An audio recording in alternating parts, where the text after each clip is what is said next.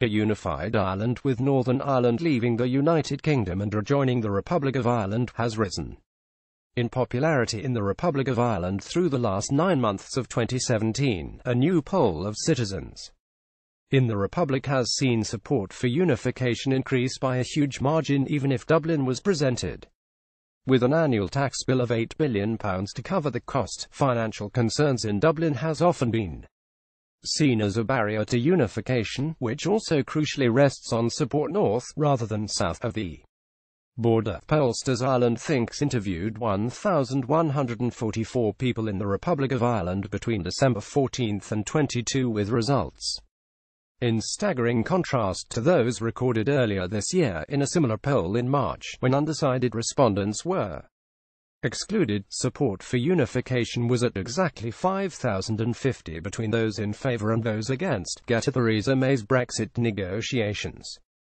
regarding the Irish border has boosted support for unification, however, after 9 months in which Irish politicians and citizens have watched, first in bafflement and then in frustration, as British negotiators fumble the border issue. Support has risen. Following a new poll this month, 60% of respondents are now in favour of unification, with just 40% against, when undecideds are again excluded. In the poll for the Irish Daily Mail, Ireland Thinks asked respondents if it cost the Irish government €9 billion per annum for Northern Ireland to unite with the Republic of Ireland, how would you vote in relation to a referendum on a united Ireland? Getty Ireland was partitioned following talks between Michael Collins Pickford and David Lloyd Georgie for excluding undecideds. Every demographic reported a surge in support for a united Ireland between March and December. The approval of men aged under 44 grew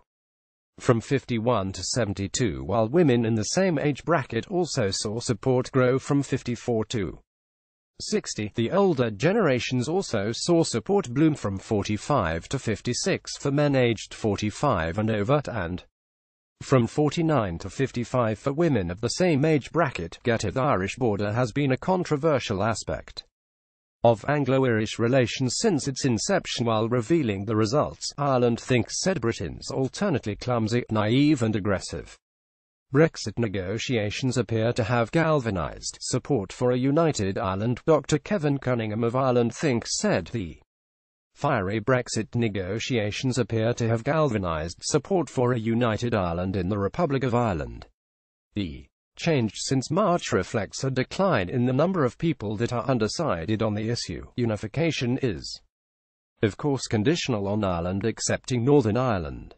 In this context, it is crucial for Ireland to accept some of the initial costs of such a unification, that is, Ireland's ability and willingness to replace the annual subvention received by Northern Ireland. It comes after a number of British politicians claimed Dublin was deliberately exploiting the negotiations for a number of reasons, including scoring points ahead of a presidential election, which is largely symbolic, and preventing Sinn Féin from gaining voters Fianna Fáil or Fine Gael, which makes little sense given Ireland's often rigid political landscape. In response, Leo Varadkar, the Republic of Ireland's Taoiseach Prime Minister, said himself Dublin had no hidden agenda during the fraught negotiations this month, speaking after an agreement on border assurances was finally reached between Dublin, Stormont, Westminster and Brussels. He said, "I want to assure you that the Irish government has no hidden agenda. There is no question of us exploiting Brexit as a means of moving to a united